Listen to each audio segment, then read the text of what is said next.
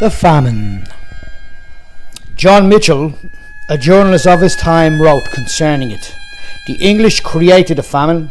1.5 million men, women and children were carefully, prudently and peacefully slain by the English government.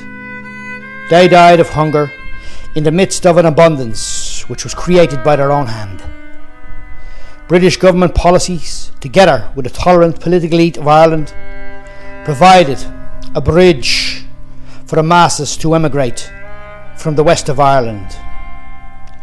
Their journey began on a coffin ship, leading them to cities like New York and South Boston, while others went on foot and headed towards Dublin, where they would sail again and leave Ireland to dwell in London's Whitechapel. But the poorest of the poorest, they went barefooted, a people who only spoke the native tongue, took all the belongings they had and headed towards the motherland's capital, which was Dublin. In both New York, Boston and Dublin, and of course Whitechapel, they had a dream and a hope that they would find these cities that supposedly the streets were paved in gold. They didn't find it. What they discovered was, in New York, the 5 Points, a neighbourhood which was predominantly Irish, which would be called the worst slums in American history, and in their own capital, a name of the city would be branded Dublin, the city with the worst slums in Europe. It's here we'll take a brief look at what took place in New York and then follow those on foot who arrived in Dublin in 1847. In order to understand more clearly the mindset, really what was behind the certain people that was involved in the 1800s, you'd have to understand the society itself. Up till the mid to late 1800s, there was no such thing as working class people. They were referred to more so as the labouring classes. And it was in Europe, around Europe at this time, that they began to start segregating people in, I suppose, social standing, and this is where the name working class came in. Now, to our modern mindset and our modern thinking, we sort of refer to working class people in working class in the sense of labourers, plasterers, builders and all that. But in their mindset wasn't exactly on that wavelength. Their thinking was that working class people were people who were responsible for general mayhem. They had an inability to save money. They couldn't save money, which is what we call a twisted irony, really. In one particular instance, I think it was in Galway, they were telling the famine victims to build roads that started nowhere and ended exactly where they started, which was nowhere. And on these roads, the hours they worked would have been from 6 in the morning till 6 in the evening, and their wages was 10 pence. To give you an idea, at the time, a newspaper, which would have been probably in Waterford, you would have bought for 6 pence. So they worked for not even the price of 2 newspapers. And generally the poor weren't called the poor because they had money. They were called the poor because they hadn't got any. Very hard to save something you haven't got. They had an inability to educate themselves.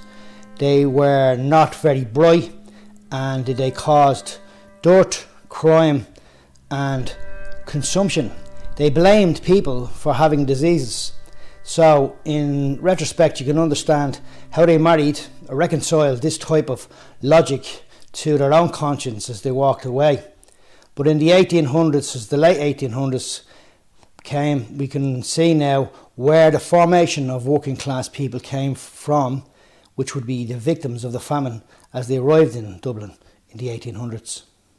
To follow the Irish and the travels which they went on would be an enormous task, because as already been detailed, we know from historical records and also from genealogies that has been left within different nations that they did end up in America.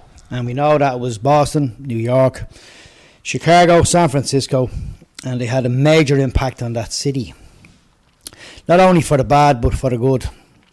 But in Martin Scorsese's version of the book, The Gangs of New York, he depicts America, which was particularly dominated by these immigrants that had arrived from the coffin ships in the 1800s after the famine, of course. It has been stated that 5 times as many people lived within the 5 points of New York than Jews and Italians. And at that particular time, and shortly after it, in Dublin itself, the working class neighbourhoods was also dominated by, obviously, the Irish, the Italians and the Jews. Where in New York, they became the first immigrants to organise crime. You had gangs like the 40 Thieves, the Dead Rabbits, the Bowery Boys, and in one particular place there was a fire going on down within the Lower East Side of New York, and the Irish were involved in it. A newspaper reporter went down and he said, "This is a terrible place," and one person beside him said, "This is as hot as a kitchen."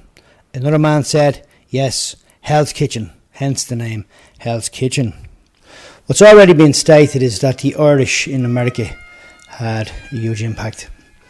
As we said, they were the first immigrants to organise crime, and they held dominion over New York for basically the best part of 100 years.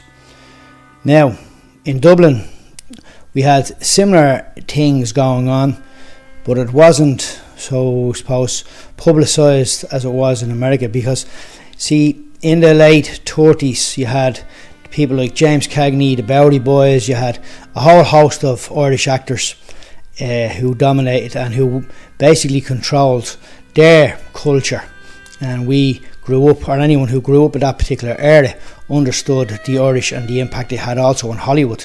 Hollywood was absolutely dominated by Irish people, directors and filmmakers, and majority of actors of the time were actually of Irish descent.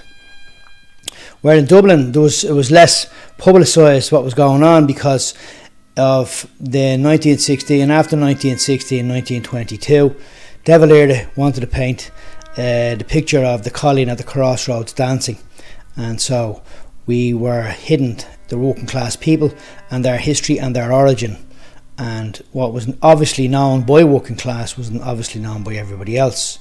What I mean to say is the Monto, the Animal Gang, and what took place down around, not the 5 points, but the 5 lamps, north inner city Dublin.